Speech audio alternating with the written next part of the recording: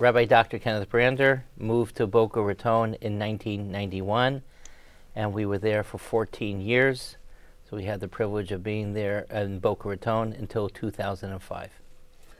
Welcome, Rabbi Brander. I'm Miriam Sanawar-Dallin, a professor of history and Jewish studies at Florida Atlantic University here in Boca Raton, and an interviewer with the Boca Raton Historical Society and Museum. And this interview is being done for the Jewish Community Oral History Project. We are taping this interview on Tuesday, May 1st, 2018, at the television studios at Lynn University in Boca Raton, Florida. Thank you so much for joining us today. It's a privilege to be here. Thank you for the opportunity.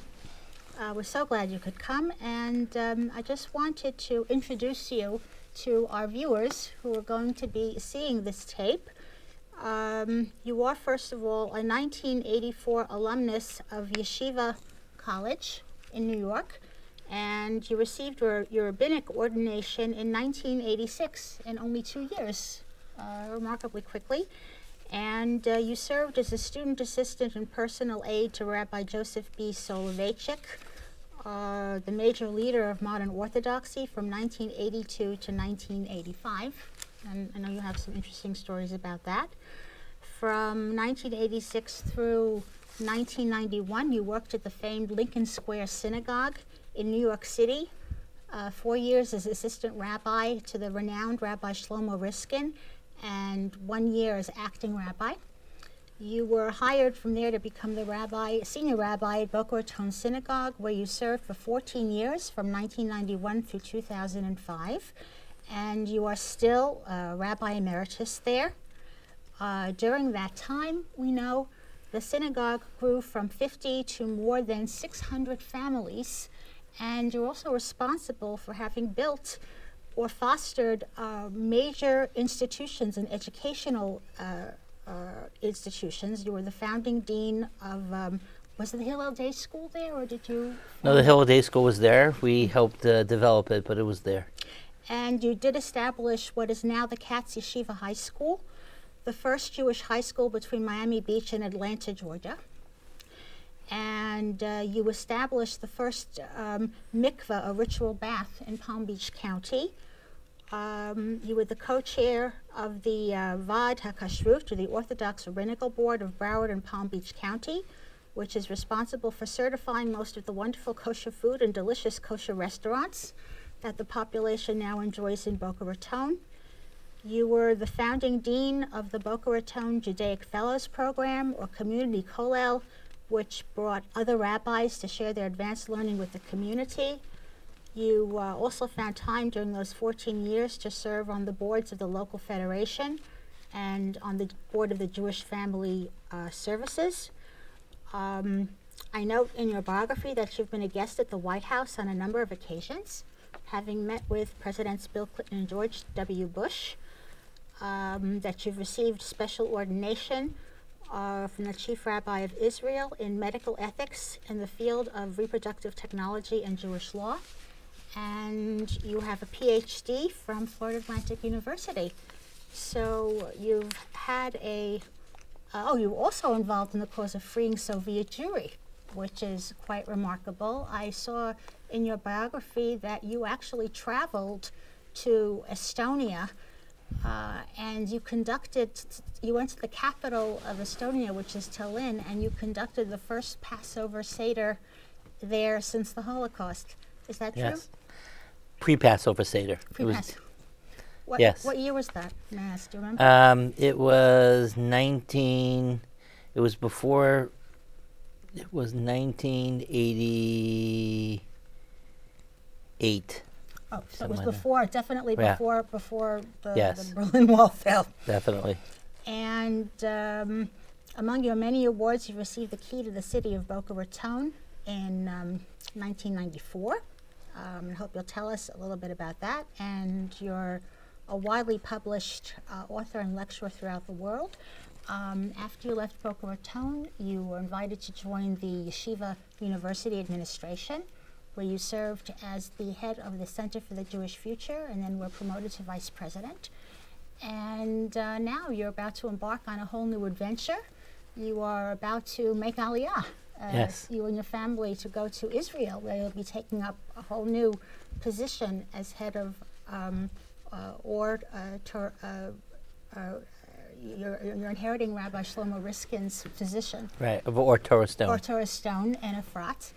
And of course, everyone's terribly excited about that because, and we're all wondering how what you learned in Boca Raton you're going to be taking with you to a position where you will be able to influence not only the whole country but the whole Jewish world.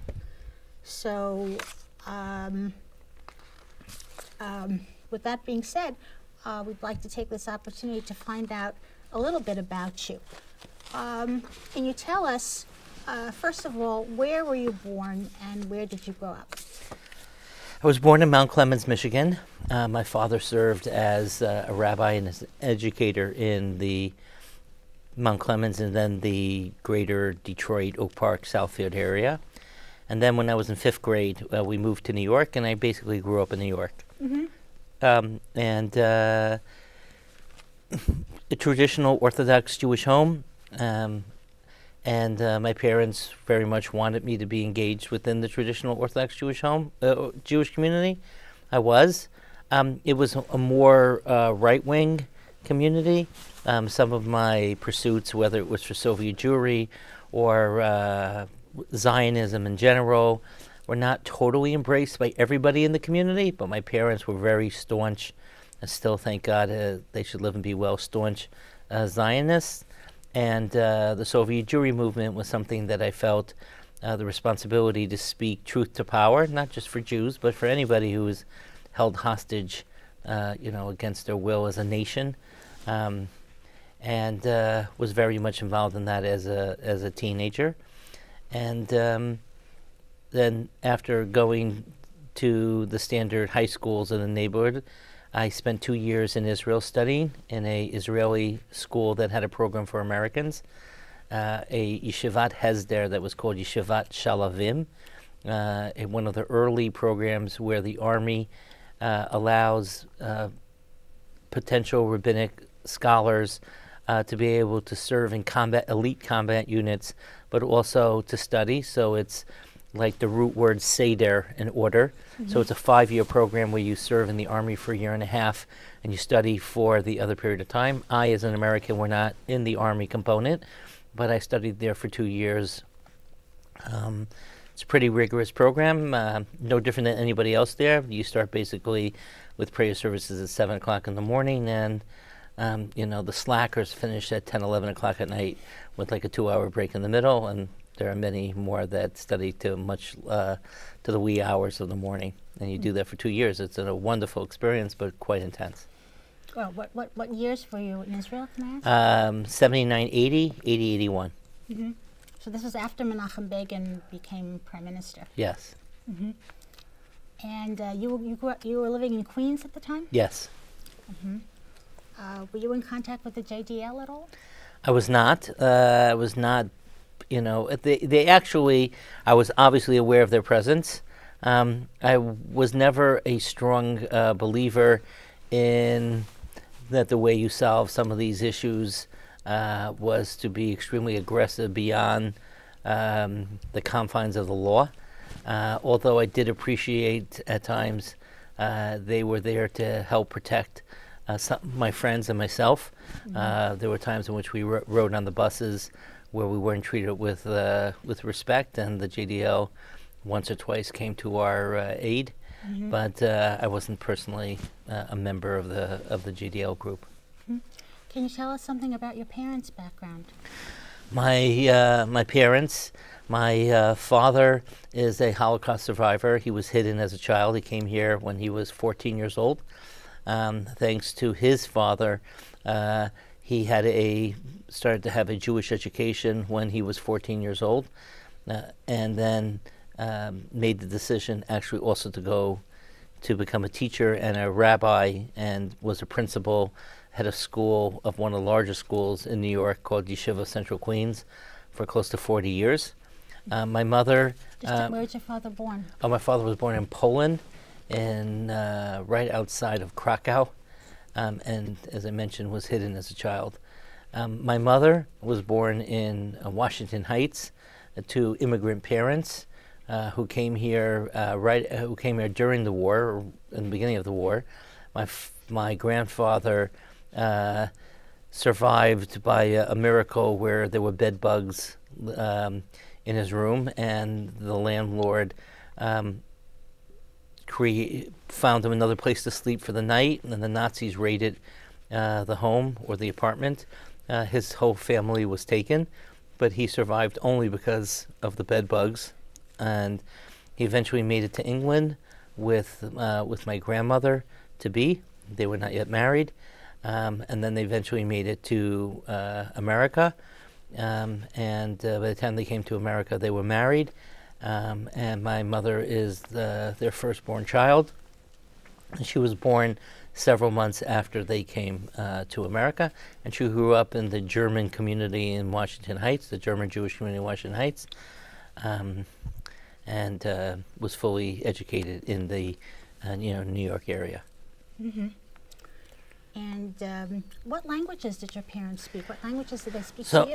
So my first of all, my mother's a reading specialist, English reading specialist. So so they're both basically involved with education. They both were educators. My mother worked in the public school system for most of her career. My father worked in the Jewish day school system.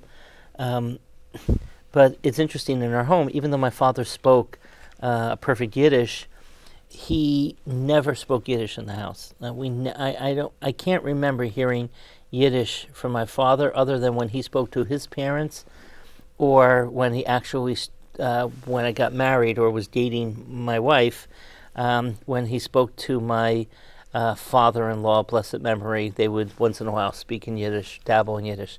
So unlike my wife, Rachel, or Ruchi, who grew up in a Holocaust survivor's home, and her first language was Yiddish, I never learned any Yiddish whatsoever. Now, the joke is that when my wife wants to speak about something she doesn't want me to understand, she'll talk in Yiddish to my father. But I'm totally clueless on the Yiddish because my parents only spoke English in the home.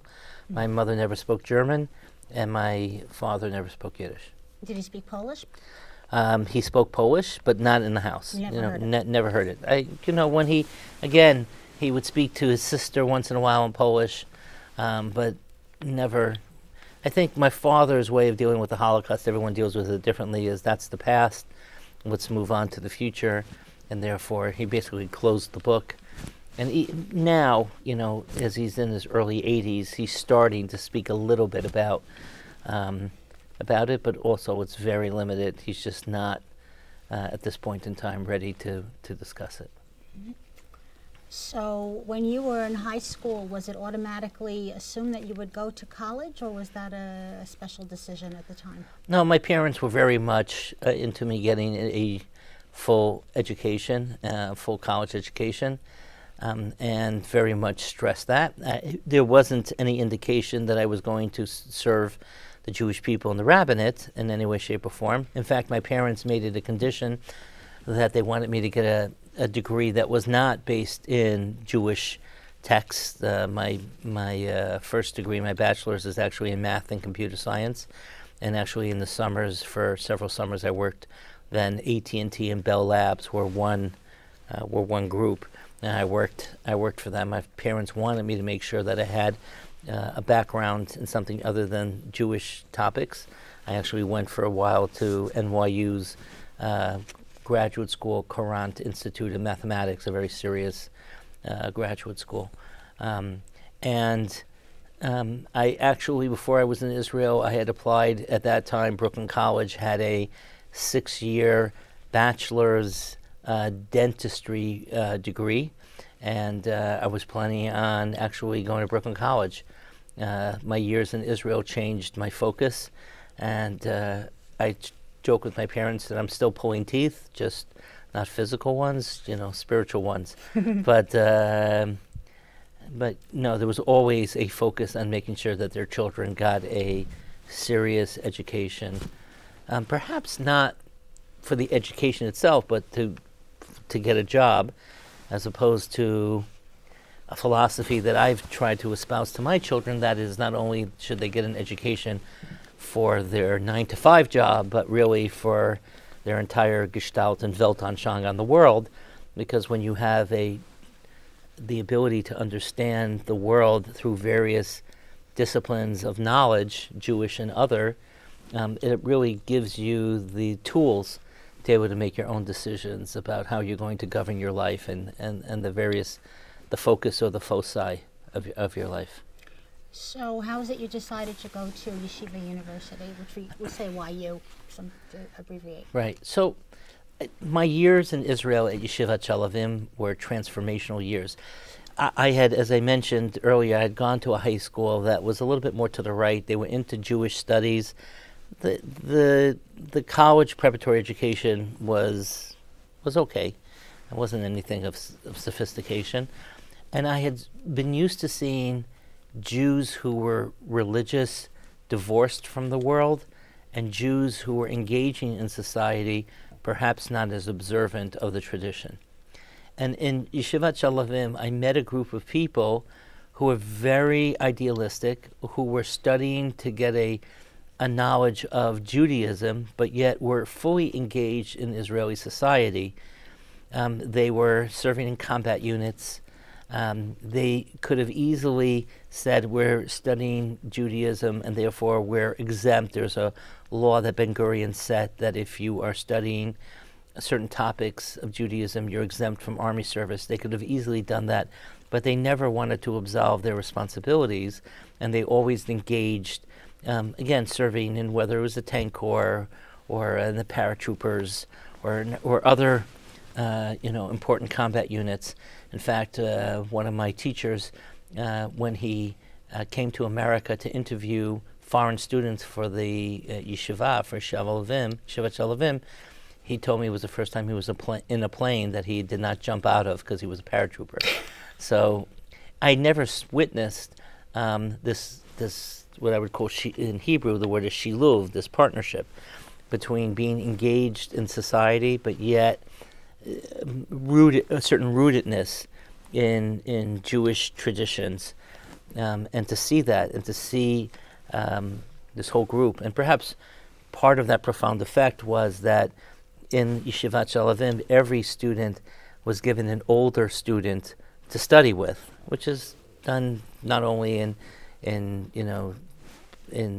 Jewish schools, but it's done sometimes in universities and other things also. My elder chavruta, my older study partner for a few hours a day, actually was in the Lebanon War and was killed in the Lebanon War. It made a profound impact on me when his wife had a child that was named after him. His father actually was a Nobel Prize winner, Professor Oman, but his son Shlomo was a study partner of mine. And I think seeing a person who had great academic capacity, was studying legal theories, yet was a true scholar in Judaism, and yet was part of a division of the tank corps in Israel.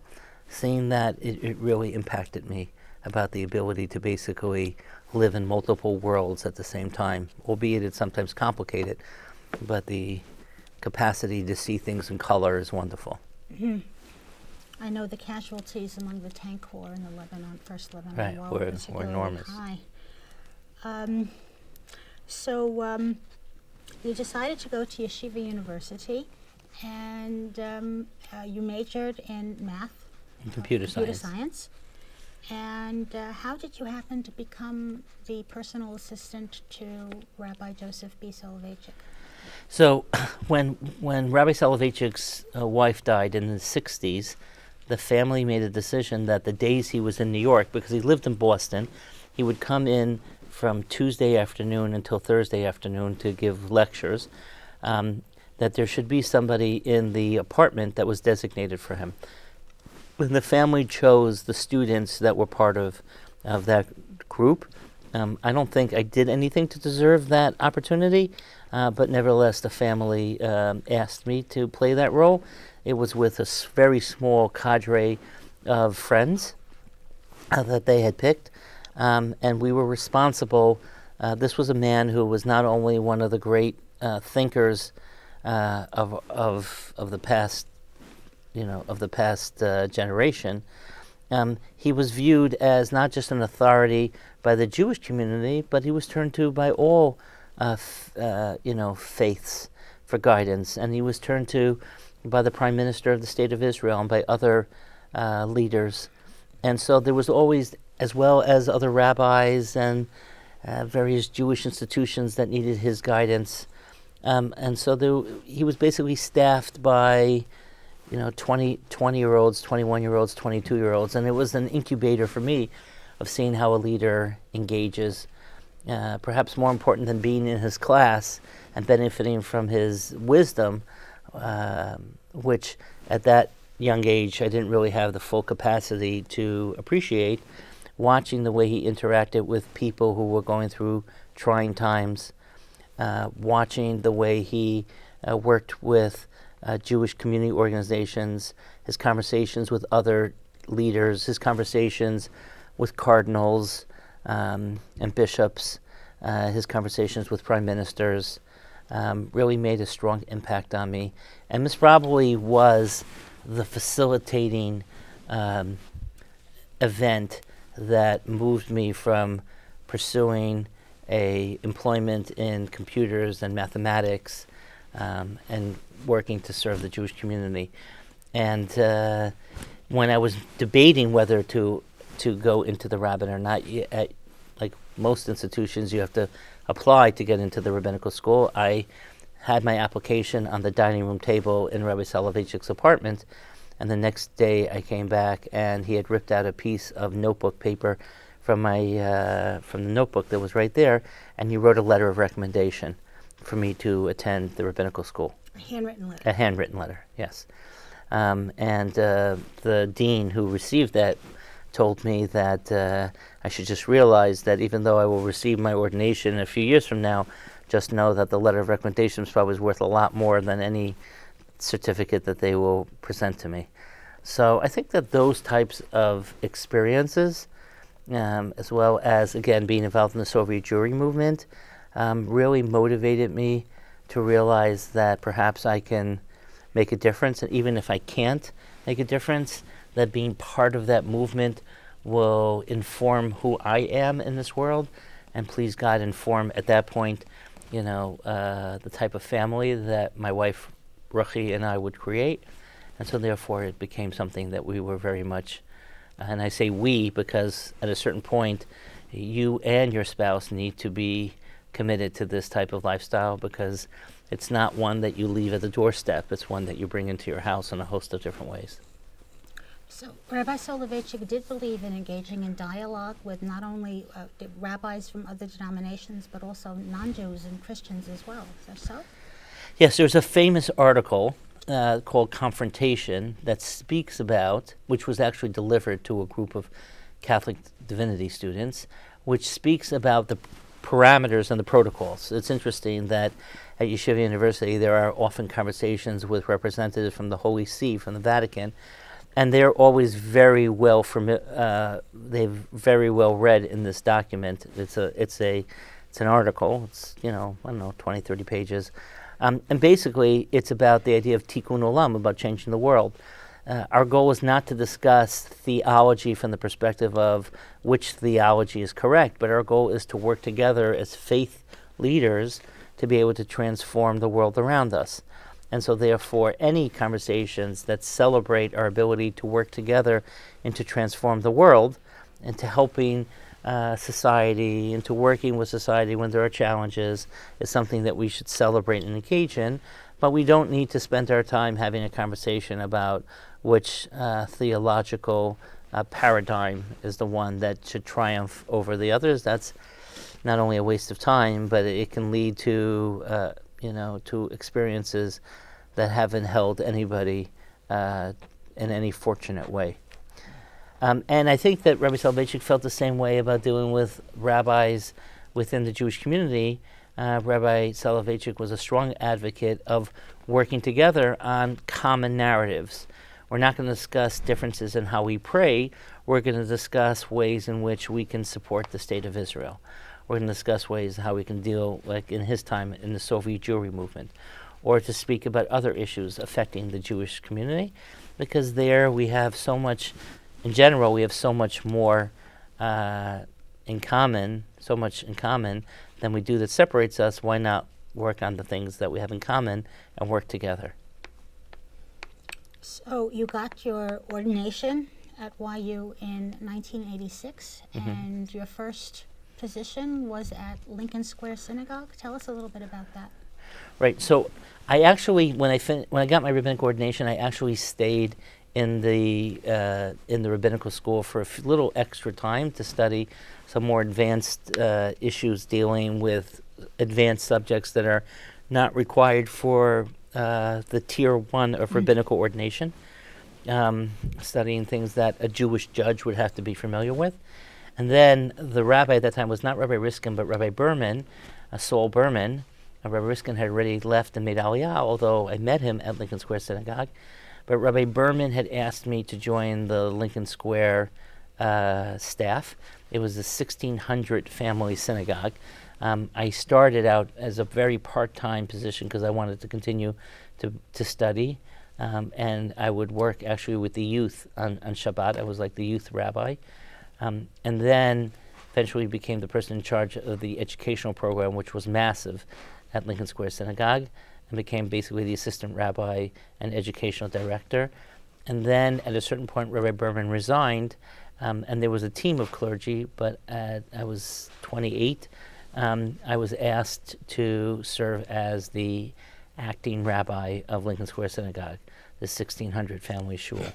And then my wife and I decided that perhaps we should think about finding a space that was maybe smaller but could be potentially much more expansive that we could spend some time in, and that's how we moved to Boca Raton. Jeffrey Klein, who was the past Federation exec of the Palm Beach County Federation, very involved now in Donna Klein Jewish Academy as a lay leader, was in charge of a search committee that brought us to Boca Raton, and it was a wondrous experience for 14 years. So tell us a little bit about when you first came to Boca Raton. What do you remember when you arrived? What were your impressions? What was the city like physically? What was it like spiritually? What were your... Well, the first thing that I can still remember to this day, that the first Sabbath that I was here, my family had not yet moved out. So at that point we had 2 children under like 3 years old, 3 or 4, under 3 or 4 years old. And the windows of the synagogue got shot out on Friday night, that someone had come by and basically shot out the windows while we were praying.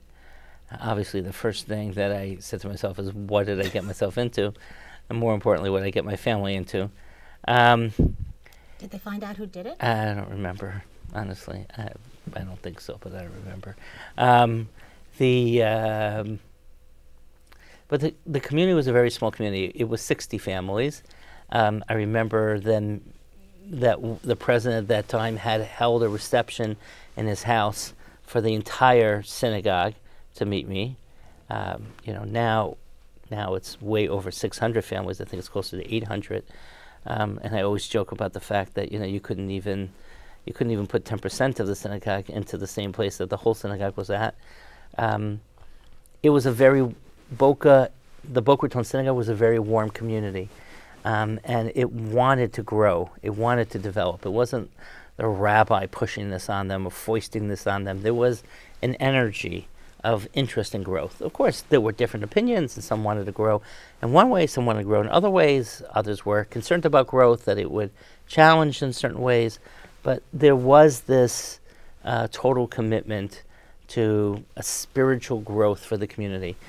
And maybe if I can point out 2 or 3 things for the positive, and then maybe 1 or 2 challenging things. one of the nicest things I think that the Boca Raton Synagogue did was, in my contract I wrote that I'm not just the rabbi of the synagogue. Even though they were paying me, I was to be a rabbi for the community, which, to their credit, was a wonderful tribute to their commitment to the larger Jewish community. I started getting involved with the Federation. Then the Federation wasn't yet on the entire 100-acre campus that it's on. It was on a smaller 28-acre campus.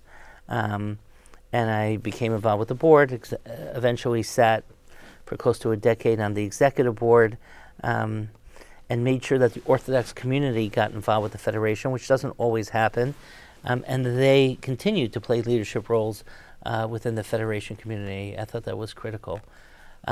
The other thing is that, unlike other communities where the rabbis didn't get along with each other, especially the Orthodox Reform and Conservative rabbis, I found the Conservative and Reform and the Chabad rabbis to be extremely welcoming, extremely nurturing. The Chabad rabbis in particular were people that we became close friends to, and the Reform and Conservative rabbis also, in many ways, they are the reason why so many kosher establishments exist in Boca, because it was the Reform rabbi, Rabbi Merle Singer, who wanted the Federation to become kosher, so that when I joined the rabbinic functions and all the rabbis were eating and I wasn't, that I could be comfortable eating on the Federation campus.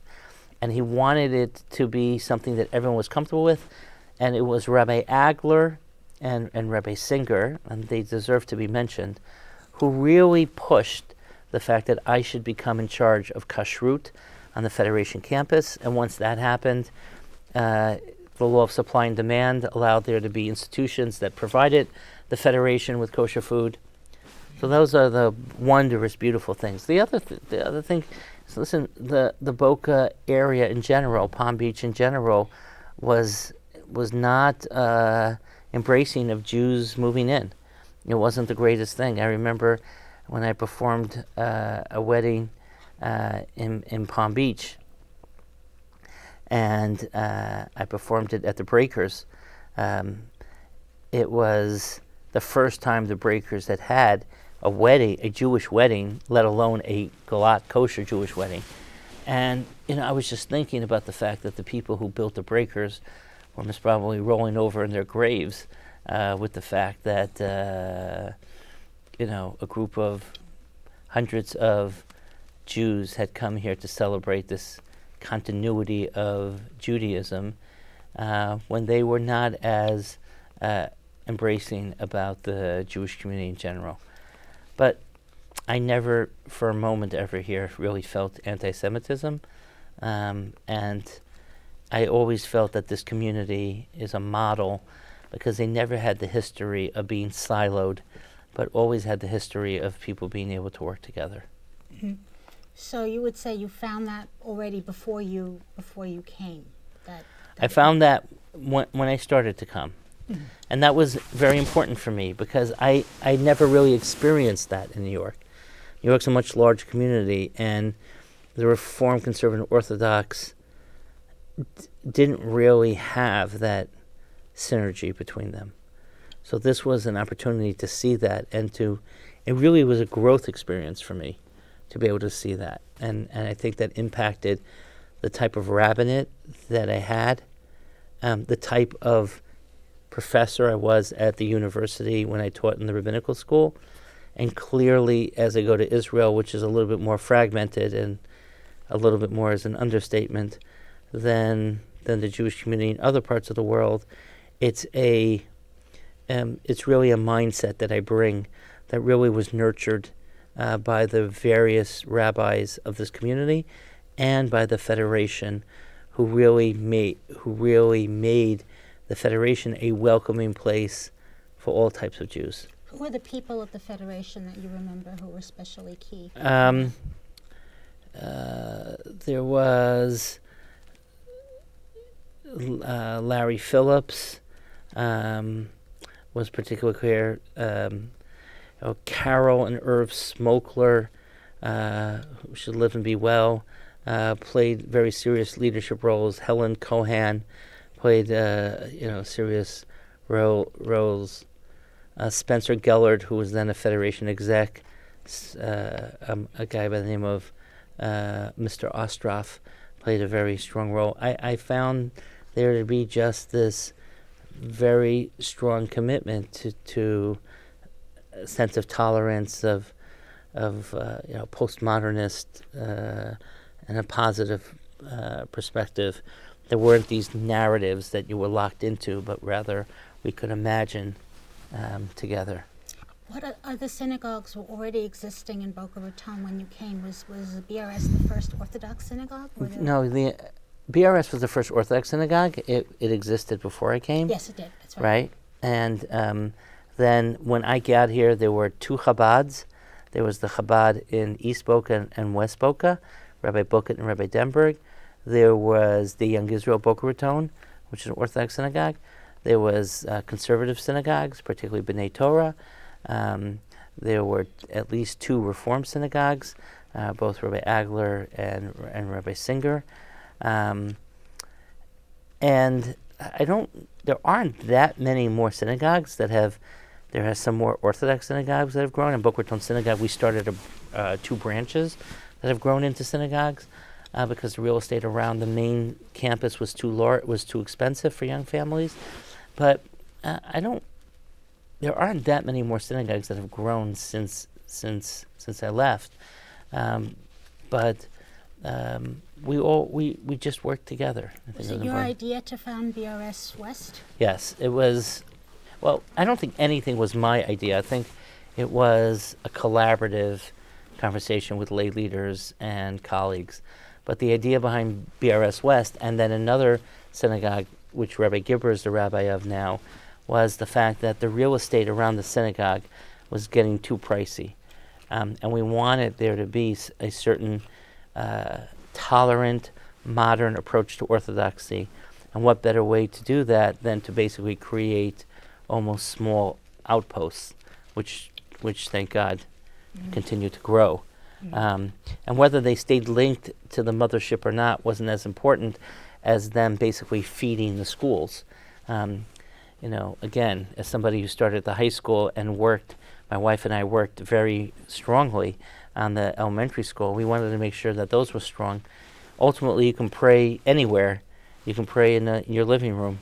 But if you don't have good schools for your children, your community is not going to grow. Let's talk about some of the institutions that you built. When you came to Boca Raton, you built many things. What was your first priority? What's the first thing you built? Well, I think the first priority was to make sure that the synagogue had multiple portals of spiritual entry. People make the mistake of thinking that a synagogue is just a place of prayer. Synagogue is not just a place of prayer. Even the word means a place of gathering. It should be a place where people can find spiritual wings. For most, it might be through prayer. For some, it might be through study. For some, it might just be through talking about issues. For others, it might just be finding a place for their children to grow. But the bottom line, for others, will be social action and social and other initiatives that help impact the world. But the bottom line is the synagogue had to have those multiple portals of spiritual entry. And my goal was to create those portals of entry, irrespective of where they would become members or anything else of that nature. And that, again, is to the credit of the leadership of the community that was willing to tolerate a rabbi who wasn't interested in the bottom line, even though the membership came, but was more interested in a certain vision. So that was the first goal. And then it was to really make sure the schools were solid. So in partnership with many people, but I need to mention particularly a person, Ted and Linda Struhl, we created a high school with Rabbi Tershwell, who was the first principal, continuing on with Rabbi Kroll now and Mrs. Orly Kanner, who was part of the school from its beginnings. We created a school which now is one of the largest schools outside the tri-state area. I think it's maybe the largest school outside the tri-state area. And we worked on the elementary school, the Hillel Day School, and to make sure that that was a strong institution. Because again, you're not going to attract people to come here if your institutions, your educational institutions aren't strong. So those were really the first focus. And again, it was a partnership with lay people who realized that this needed to be the focus. But then we needed teachers. How you can have teachers, and you have these adults who are becoming more interested in Judaism, and you have a federation that's interested in growing as a spiritual central address, and a Jewish Family Services that's doing wonderful work, but sometimes the people in the family services are looking for additional spiritual sustenance, especially when it comes to issues of family. So I created what I would call a field team, known as a community kollel, or a group of rabbis who are basically in a postgraduate program where they would continue to study, but for a good part of the day they would work outside of the domain of the study hall, of the Beit Midrash, and engage with others. Within the Reform synagogue, within the conservative synagogues, within the Orthodox synagogues, within the schools. And they became the farm team because they sharpened their skills in this institution. And as they sharpened their skills in this institution, they also were able to, they also became the future leaders. So some of them became future leaders that didn't stay in Boca, and that was fine. Rabbi Linzer, who became the head of Yeshivat Chovevei Torah, or Rabbi Josh Fass, who was in the first group of Kollel rabbis, who became my assistant rabbi and started a world-class organization called Nefesh B'Nefesh, helping people make Aliyah, as well as many others who stayed here and became the teachers and heads of schools in this institution, including the current rabbi of Boca Raton Synagogue now, Rabbi Goldberg, who was one of these Kollel rabbis, who actually finished his ordination here. So it was a field. It was basically the creation of the ability to have a team of professionals that we could move to other places. And then we needed to build a larger building. So we built a synagogue, a larger synagogue, a mikvah, a ritual bathhouse that allowed people to renew their commitments to their marriage on a monthly basis. And we opened that up to the whole community. So members of the Reform and Conservative community also used it. Tell me a little bit about the mikvah. I had heard that it was when the mikvah was built, it was the first one in Palm Beach County. Yes. But that's what really attracted a lot of Orthodox couples to move here. What year did it open? Do you recall? Yes, it's actually, the mikvah is 23 years old. And I know that because the first event that happened in the synagogue and the mikvah, they were all at the same time, was the brit, it was the circumcision of my son. And my son is 23 years old. So I have no idea when, I just know how old my son is. I don't remember exactly when the institutions were all built, but that one I actually fondly remember for obvious reasons. So a mikvah can be a very divisive institution because it's also used in the conversion process. Without going into the details, water is the basic element of the earth.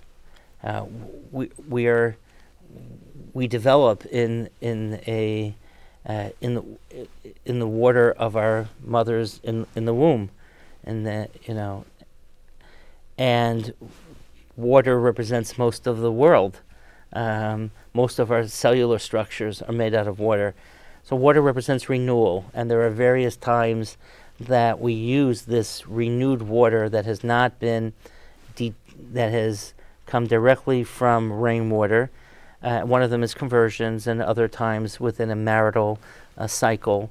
And sometimes it's used as a divisive tool because an Orthodox synagogue might just use that for Orthodox conversions and then not allow Reform or conservative conversions in the institution. I decided that the mikvah was not going to be used for anyone's conversions other than the once in a blue moon conversions that I did. So I made it clear to the Reform and conservative rabbis that I wasn't going to use this as a tool that's divided us. And then we wanted to use it as a way in which women on a monthly basis renew represents a renewal of the relationship between husband and wife, the sexual relationship between a husband and wife, and it became something that not only the Orthodox community started to be committed to, but also members of the Reform and Conservative community.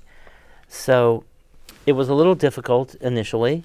It was hard to speak to the commissioners of the Palm Beach, because Boca Raton is not within the town of the city of Boca. It's in it's in Palm Beach County, and we had to explain to the commissioners what a mikveh was, and it had its complications. But proper video and a few other things allowed us to do so, and it, as you said, it became a very important tool in building community, because with the schools and with the new synagogue, with the commitment to youth and the commitment to reach out, it was really a very important jewel in the crown of the Boca Raton community.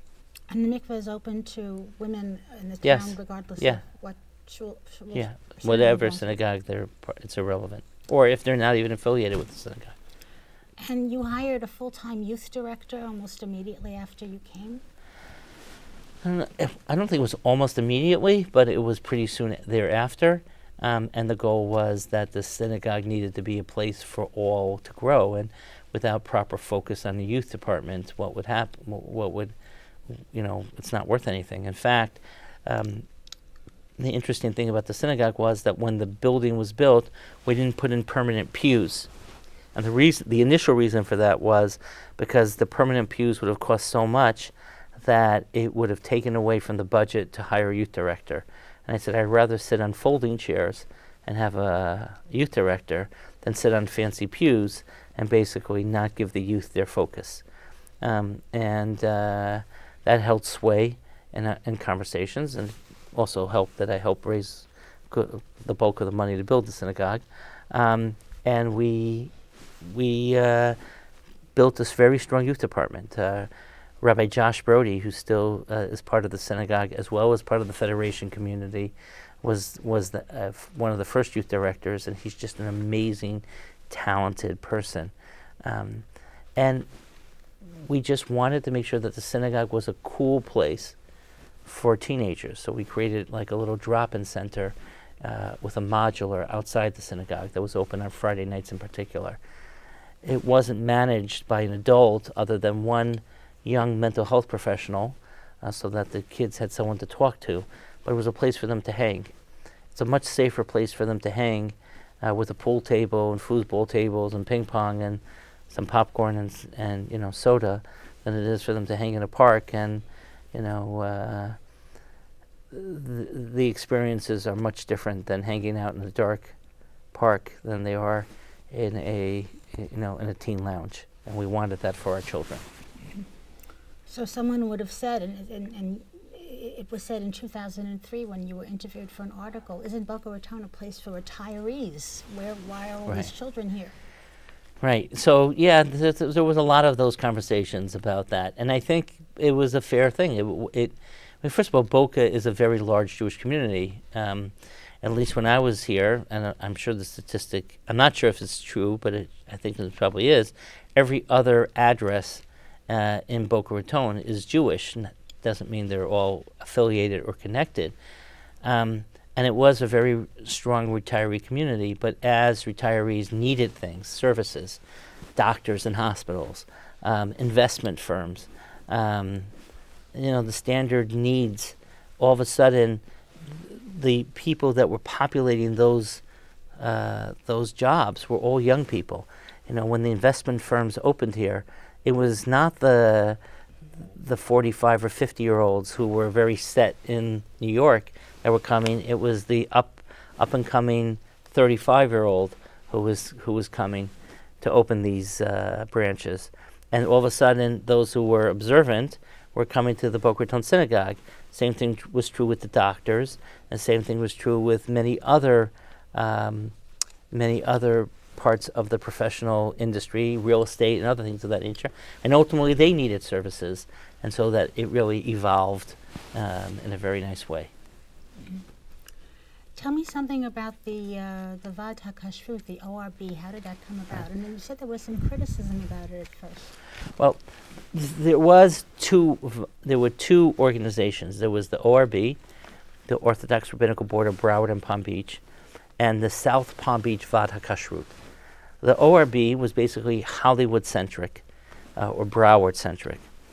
And the South Palm Beach Vad HaKashrut was South Palm Beach-centric. The South Palm Beach Vad HaKashrut, its first major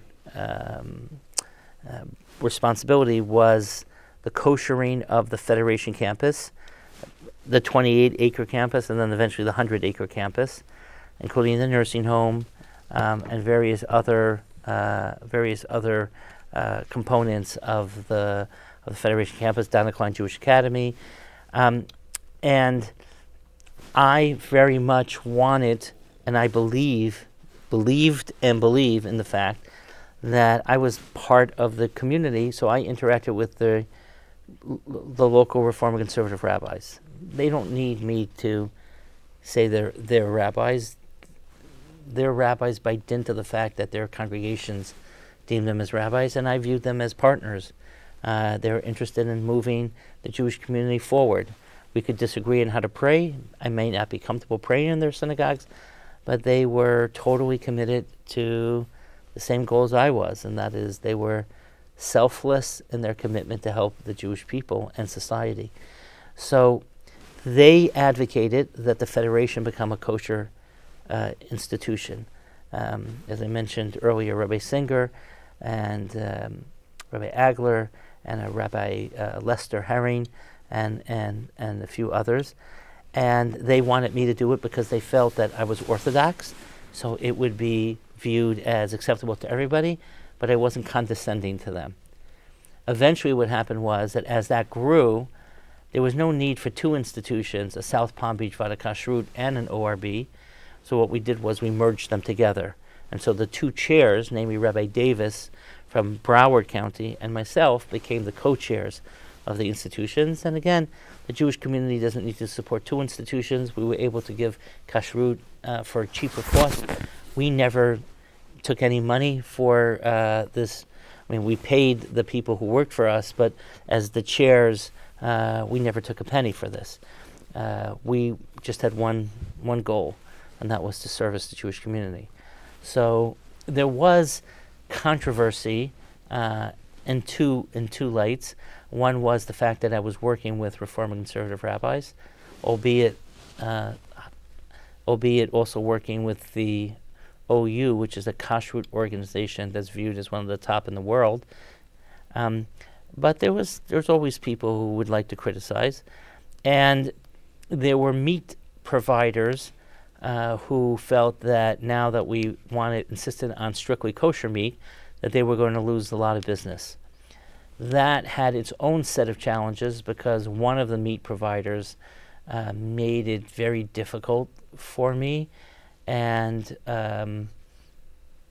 threatened me in a whole bunch of different ways. Let's just say it caused my wife to go into early labor with our daughter. Again, she is 26 years old, so I know it's 26 years ago that this happened. So it was a difficult few months when you are being threatened, both physically as well as in various newspapers as a charlatan. But truth normally bubbles to the top, and it happened in this case. And thank God that's in the past. And what's in the present is the fact that both Broward and Palm Beach counties are blessed with multiple kosher institutions, and a lot of that has to do with people like Rabbi Weitz and Rabbi Davis and others who help set the kashrut into motion, and my colleagues in Boca and myself who helped make sure that there was a strong infrastructure of kashrut in this community. Was there a kosher supermarket in Boca Raton No, when you came? You could not buy kosher food in Boca. And yeah, you can buy crackers and stuff like that, but even kosher bread you could not buy. We would travel 50 miles to buy meat in North Miami Beach, or Miami Beach, and we also there was a kosher butcher in Brooklyn that would basically FedEx us frozen meat. In fact, a group of us in the early years in Boca Raton, basically we would make one large order of meat, and they would, ship it together because the order was large enough. It paid for them to ship it, and then one person was responsible, basically, of dividing up the meat order for the rest of us. You're serious? Yeah, I'm totally serious. You could not buy kosher meat in Boca Raton. You couldn't, as I said, you couldn't buy kosher bread. Did Glicks exist? No. In Delray Beach? Oh, Glicks in. Oh, that wasn't ORB. No, that at the wasn't. time. Now it yeah. is, but it wasn't then. Yeah, yeah. It wasn't the same. It wasn't called Glicks. It was called. It had a different name, and and the meat wasn't at the standards that it is right now. But again, we would not have purchased. I mean, we would purchase anything at Glicks, but the previous, at one point in time, it wasn't a fully kosher supermarket, and basically, again, the only place was like 50 miles away. Were there any kosher restaurants that you No, remember? there was no kosher restaurants. Eventually, Orchid Garden moved up here. First, it was Orchid Garden That's was a Chinese restaurant. a Chinese restaurant. Initially, it was in Broward County, and it eventually moved up here. When I came here, it was not in Palm Beach, it wasn't in Boca.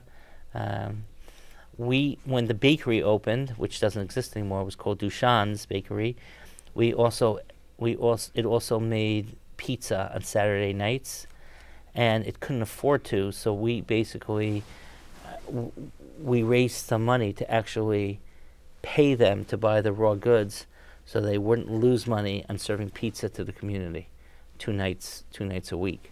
And I learned that actually from the rabbi in Queens, which has an infinite amount of restaurants. But when Rabbi Fabian Schoenfeld, who was my childhood rabbi, when Kew Garden Hill started, they couldn't afford a butcher, and he basically supported the butcher until it could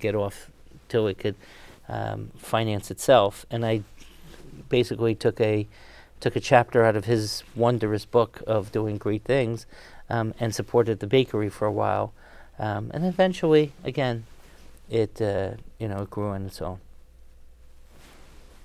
So Mozart Cafe, Asia. All none of those that was are here. No. I mean, again, these are wonderful places, and there were places even before that. But and we helped them out. John's Place, all these places were after, and they're doing quite nicely now. Thank God. Mm-hmm. There's a second kosher supermarket just opened in West right. Boca. Right. Aroma. So, where was the closest place people would go to eat out? They would go to Miami Beach, and they would sometimes go to Orchid Garden again. That was in Broward County. Mm-hmm. But there were no places. There were no places here. But eventually, there was a place called Falafel Armon that opened up. There was this Dushan's Bakery that had pizza. Eilat Cafe, which was, before Mozart. I remember that. But Yeah, it was went out of excellent. business. Yeah, it was. Yeah, and there were a few other, restaurants. And then what happened was that eventually there was a Winn-Dixie that started opening, having more and more kosher products, which we helped them with. And again, once it starts, and then it just it catches on. You talked about supporting some of these restaurants or institutions until Mm-hmm. they could go on their own. You had to do a tremendous amount of fundraising to create these Mm-hmm. institutions. What was your secret? How did you do it? You must have raised an enormous amount of money. I never had any training in fundraising. I think it was more. I don't think I ever raised money in my life. I think I sold dreams, and I got partners in dreams. So the dream was, let's create kosher facilities here. And we didn't need a lot of money for that, maybe a few $1,000s a year, but it would make a big difference. Let's build a high school. And all of a sudden, Ted and Linda Struhl basically gave the first financing for that high school. I don't think I was fundraising. I think it's fair to say that I was vision raising.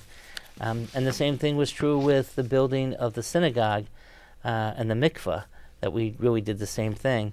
And when Jerry Hahn, of blessed memory, with his wife, Lynn Hahn, and she should live and be well, gave us a major gift to name the Hahn Judaic campus. He put into the agreement that we had to continue to be the visionary type of institution that we were, which again was greatly appreciated.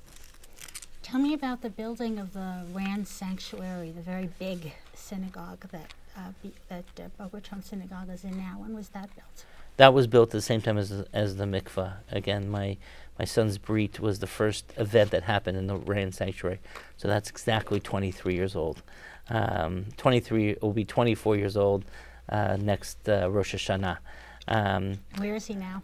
My son served in the Israeli army as a sharpshooter in Golani, and is now studying at Tel Aviv University. He's studying first and foremost law, and also philosophy. And while we're at it, tell us about your other children. So we have, we're blessed to have beautiful children. Our oldest, Tuvia, is married to Miriam. They live in West Hartford. Miriam works at the Federation in West Hartford and really does an excellent job, is a really good professional. And my son is the rabbi of the Young Israel West Hartford. How old is he? He is 30. They are blessed with a daughter. Her name is Amalia. I take great pride in the fact that she will come to me anytime I walk into the room. So that's great. She's she's around a year old, a little less than a year, and that's our oldest. Our next is Yoni. He lives in Israel. He's going for a master's degree at Hebrew University in international affairs, foreign affairs, and he is married to Yehudit, who works at a very important institution of higher learning called Schmidt. And they have our first grandson, our first grandchild, Nadav, our Sabra grandchild also, born in Israel, and they're doing great in Israel. Our next is our daughter, Tehillah. Tehillah is a genetic counselor. She works in cancer genetics at Mount Sinai Hospital in New York City. Very bright, and in addition to being extremely bright and beautiful on the inside and the outside, she is very kind, and she's doing really cutting edge work. Our next son is Yosef. That's the one I mentioned. Lives in Israel and is at Tel Aviv University, and then our youngest is Yitzchak. He is in 7th grade, and he had his bar mitzvah last Saturday, last Shabbat. Did a really great job, and thank you. And he's a great kid to be around, and we're proud. My wife and I are proud of all of them. So he's going to have a chance to grow up in Israel. That's what our hope is. Yes. Mm-hmm. And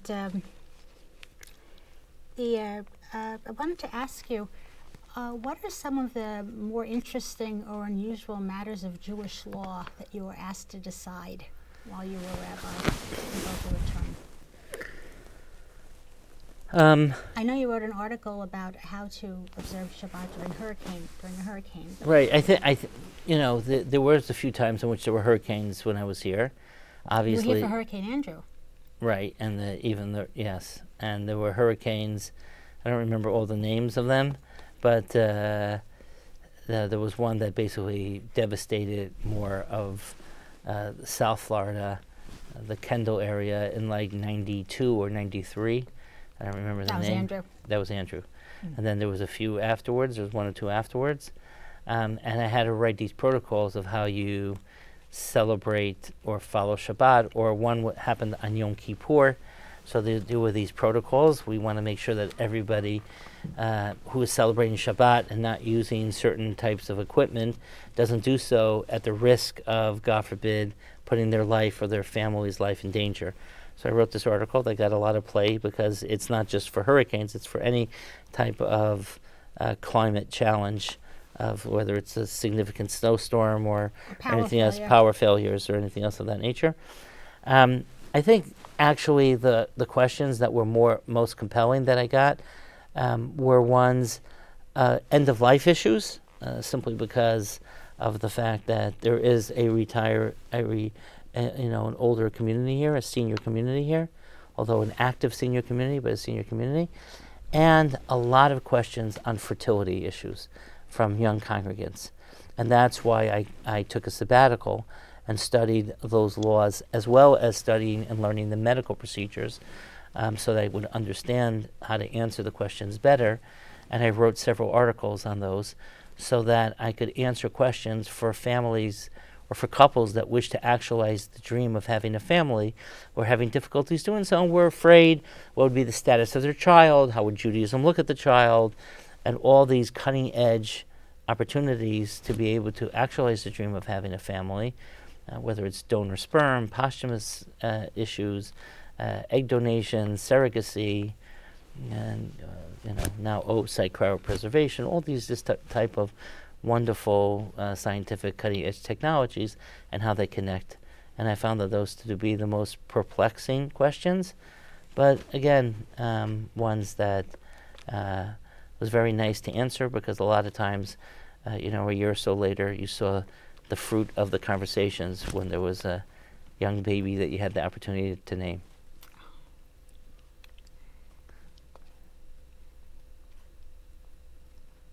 So, as we said earlier, about to embark on a brand new adventure. You want to be taking up a new position of leadership in Israel. What do you think you're taking with you from your Boca Raton experience, and I guess also from what you did at Yeshiva University? Well, from Boca Raton, I take the idea of the fact that when people are motivated and excited, that they're committed to growth, and that you really have to create opportunities for people, but people really want meaning and purpose in their lives.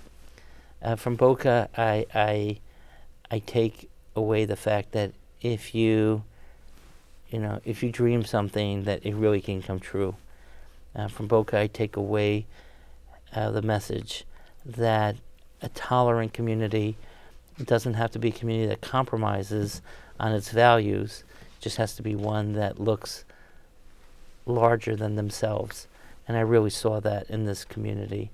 And it really is perhaps the singular most important message that I was taught by being here. From Yeshiva University, first of all, Yeshiva University is a rigorous and serious academic institution. And when you're now going to be the president of a series of 27 institutions, a lot of them academic institutions, you learn from and you know this, both the opportunities that academia brings, and sometimes the fact that there's nothing more trivial sometimes than academic skirmishes. And you learn how to juggle both of those that you don't see in the rabbinate. So I'm the beneficiary of both paradigms. I also was reminded, because a lot of my work was with students, how much students who live in the current generation, everyone speaks about them being in a postmodernist society where they don't believe in narratives.